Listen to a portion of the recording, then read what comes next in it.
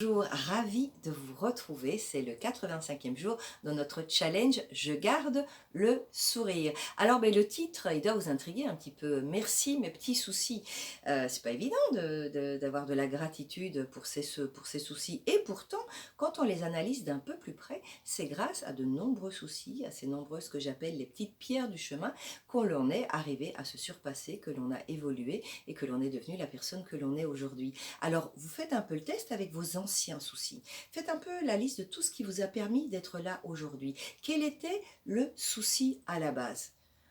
Moi, je vous dis, par exemple, j'ai eu 2 fois la maladie du Guillain-Barré, le syndrome du Guillain-Barré, à 20 et 27 ans. C'était quand même pas drôle ni folichon d'être paralysé à cet âge-là, mais c'est à ce moment-là que j'ai réalisé à quel point le corps répondait lorsqu'on n'était pas satisfait, lorsqu'on n'était pas heureux, et que le corps me donnait des messages qu'il fallait changer quelque chose. C'est donc ces deux syndromes qui sont à l'origine de ma reconversion professionnelle. Donc voilà, si je ne les avais pas eus, je serais peut-être toujours dans une voie professionnelle où j'aurais peut-être trouvé mon bonheur, mais peut-être pas, parce que je le trouve dans ce que je fais aujourd'hui. Alors, on n'est pas obligé d'avoir des soucis dramatiques, ça peut être simplement lorsque j'avais prévu de faire une virée avec mes copines, et paf, coup de fil de l'école, désolé, votre petit loulou est malade, il faut venir le chercher, patatras, zut, ça me plaît pas tout ça, mais bon, quand même, je vais le chercher. Et finalement, ce petit loulou-là, il avait vraiment besoin de moi. J'ai passé une super journée à le câliner, à être avec lui, on a appris à se connaître un peu mieux, et toute cette journée m'a permis aussi de faire des choses pour moi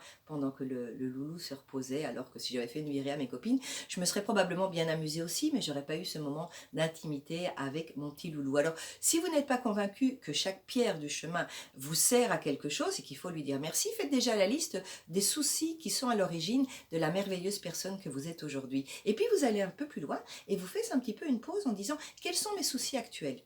Alors, quels sont mes soucis actuels? Comment est-ce que je les gère?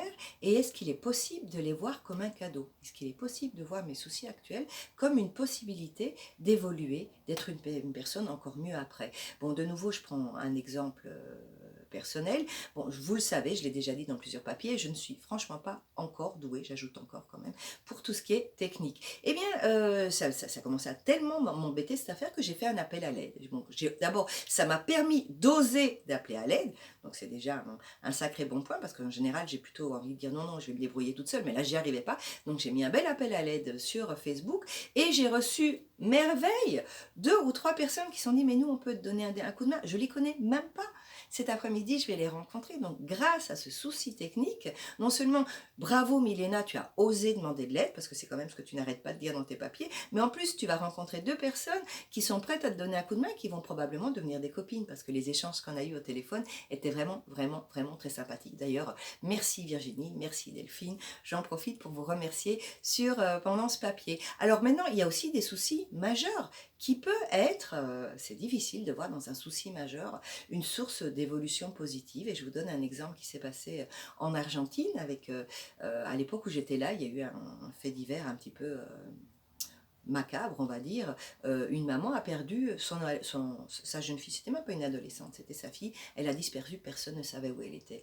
Et des années après, je ne me rappelle même plus si cette fille a été retrouvée ou pas, mais la maman en tout cas disait qu'elle était vraiment, vraiment reconnaissante à ce malheur, entre guillemets, parce que grâce à ça, elle qui était une femme au foyer, qui ne faisait pas grand-chose de sa vie, qui vivotait, qui réalisait même pas en fait qu'elle vivotait, s'est lancée dans l'aide aux personnes qui avaient ce genre de problème.